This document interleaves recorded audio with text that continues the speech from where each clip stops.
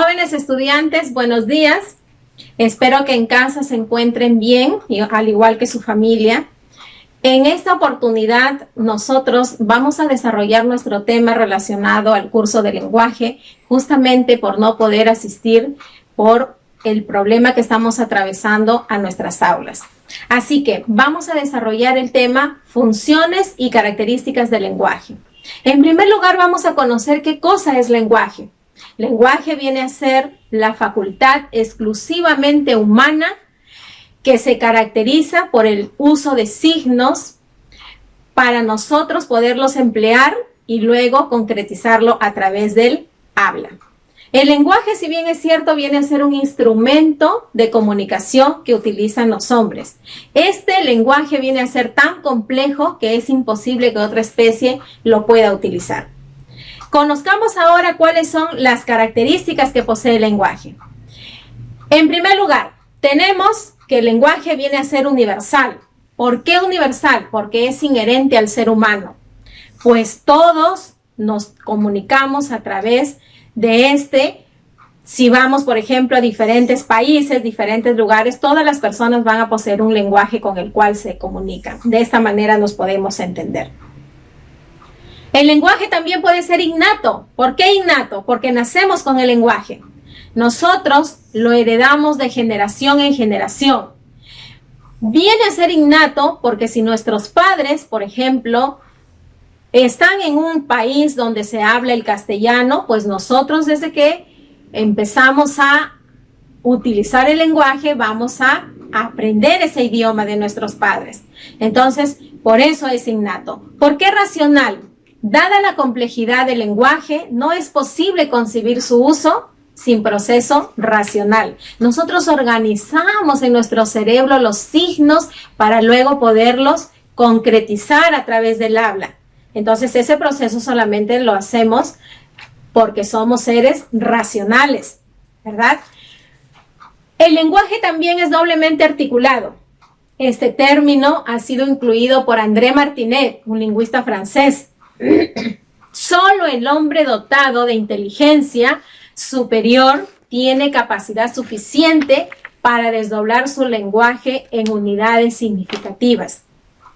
Unidades significativas en primer lugar y en unidades distintivas después.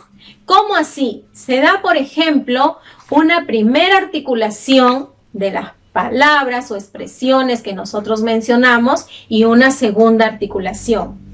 Les voy a poner un ejemplo.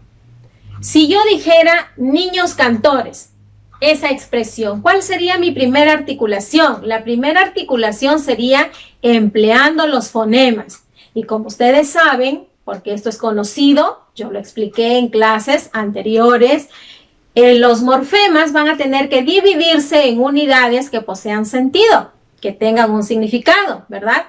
Entonces, ¿cómo así? Niños cantores. Yo voy por mi primera articulación y digo nin, que viene a ser el exema, lo estoy separando.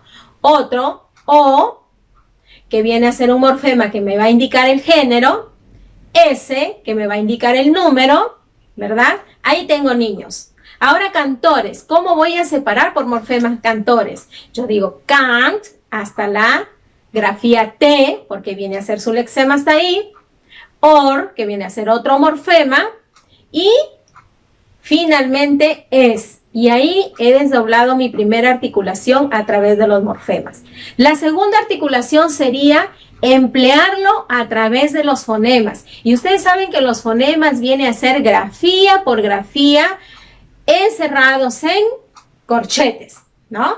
Entonces son las rayitas que van a separar cada fonema y que de esa manera los vamos a poder entablar. Entonces sería grafía por grafía, yo deletreo N, I, Ñ, O, S, C, A, N, T, O, R, E, S. Esos serían los fonemas. Y ese sería el ejemplo de la primera y segunda articulación.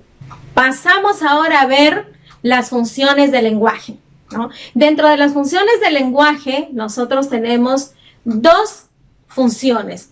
Una denominada funciones principales y las otras son las funciones secundarias. Pero ¿por qué nosotros empleamos funciones en este caso del lenguaje? Porque nosotros vamos a buscar el propósito, el fin, qué es lo que queremos transmitir y de qué manera lo podemos hacer.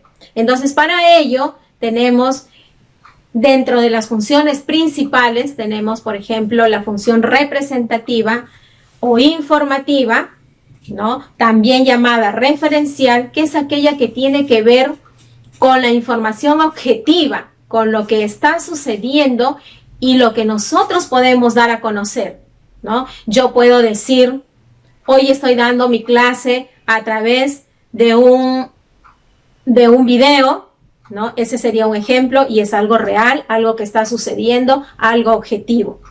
Otro ejemplo sería, se amplió, por ejemplo, la cuarentena por orden del presidente Vizcarra en nuestro país.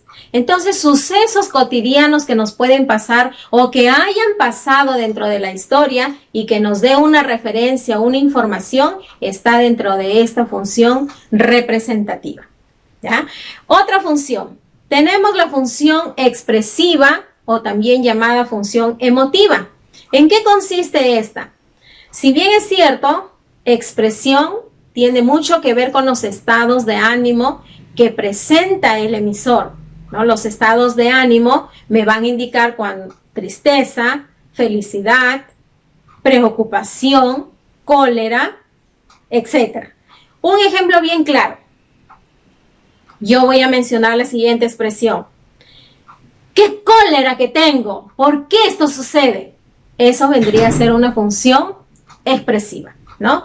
Por el contrario, si yo quiero mostrar otro estado anímico, ¿no? Y menciono lo siguiente. ¡Qué preocupación! ¿Cuándo terminará esto? Viene a ser otro ejemplo de función expresiva. Ahora, a continuación tenemos otra función que es la función apelativa, también llamada función conativa, que tiene mucho que ver con el receptor. ¿Por qué tiene mucho que ver con el receptor? Porque vamos a esperar de este cierta reacción. El emisor va a hacer referencia de algo, pero el receptor va a tener un comportamiento, una reacción frente a lo que el emisor le diga. Así, por ejemplo, yo voy a decir, por favor, alumno, siéntese.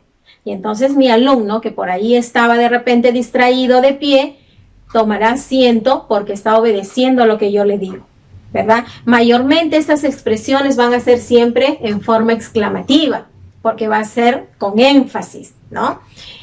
Otro ejemplo bien claro sería, señorita, abra la puerta, por favor, ¿no? Entonces, ¿qué es lo que va a hacer el receptor? Se va a poner de pie, va a obedecer lo que el emisor está indicando.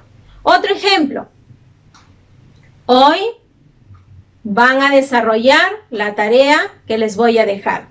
¿Qué es lo que va a hacer el receptor? Estar atento para recibir la tarea y poderla desarrollar. Muy bien, esas son entonces las funciones principales del lenguaje. Ahora, ¿cuáles son las funciones secundarias?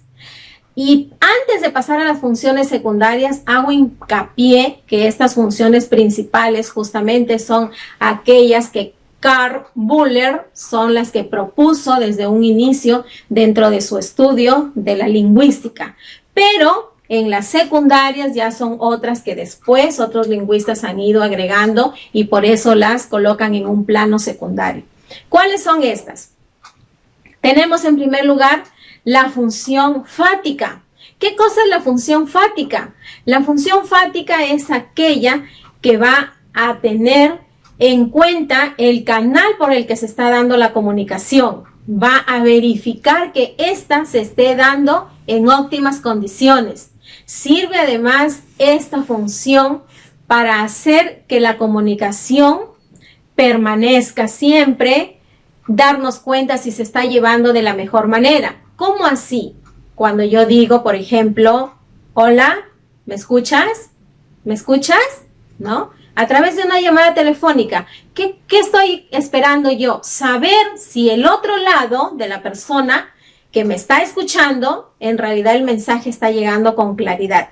Entonces esto tiene mucho que ver con el canal si hablamos de los medios de comunicación, ¿verdad? O de los elementos de la comunicación. Entonces, otro ejemplo sería, probando, cuando estamos instalando los equipos para de repente una actuación, un evento, y antes de que el animador pueda dirigirse a su audiencia, hace hincapié, probando, con el fin de darse cuenta si el mensaje va a llegar con claridad. Ahora, tenemos otro tipo de función del lenguaje, como es la función metalingüística. ¿En qué consiste la función metalingüística? Decimos es la función que utiliza el lenguaje para poder comprender el lenguaje. ¿Cómo así? Este tiene mucho que ver con el código. Empleamos el lenguaje para poder comprender también lo que corresponde a todo nuestro idioma. En este están incluidos los libros de gramática, los diccionarios de la lengua, términos que nosotros podemos emplear, pero que a veces los desconocemos, pues cuando ya nosotros vamos al diccionario y aprendemos el significado, ahí estamos aprendiendo entonces el lenguaje que es propiamente de nosotros. Un claro ejemplo sería si yo digo la oración se divide en sintagma nominal y sintagma verbal, ¿no? Otro ejemplo puede ser, ¿qué significa dislexia? ¿No? Entonces, la palabra dislexia, si bien es cierto, la encontramos dentro de nuestro diccionario. Si alguien la desconoce, la ubica y ya le encuentra el significado, que es la dificultad en la comprensión de la lectura. Entonces yo estoy aprendiendo algo que es de mi propio idioma. Y la última función es la función poética. Esta función tiene mucho que ver con el lenguaje o la belleza estética.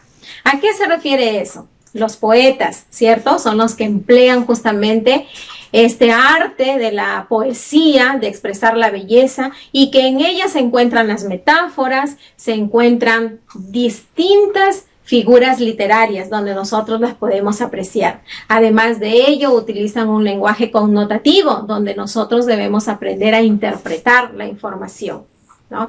Un ejemplo claro de la función poética sería unos versos de Federico García cuando dice: oh, por tu amor me duele el alma, el corazón y el sombrero. Miren qué belleza, ¿no?, de esos versos, y cómo él emplea ese término de decir el alma, el corazón y el sombrero, y nos ponemos a pensar, ¿habrá dolor en el sombrero de esta persona? Pero ese tipo de lenguaje justamente es utilizado en esta función poética. El tema, así como lo notan, es fácil y sencillo de comprender, y lo que yo quiero es que ustedes lo puedan plasmar en los ejercicios que les voy a dejar como tarea. En la plataforma va a aparecer además una hoja de una serie de preguntas para que puedan desarrollar de acuerdo a la comprensión que han tenido. Nos estamos viendo en otra oportunidad, jóvenes estudiantes.